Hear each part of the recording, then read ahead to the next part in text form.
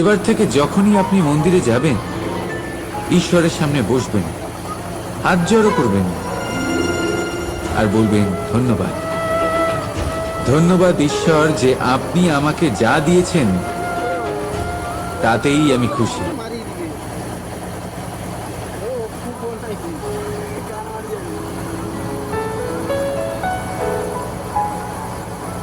রাস্তাঘাটে ঘুরে পাওয়া যাবে, এটি ঘুরে কোনো কথা নেই, এই কোনো গল্প নেই।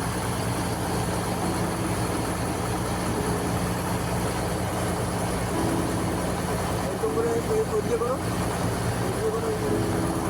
এই পড়ে যাবো, এই ঢেউটা ওই আগে থেকে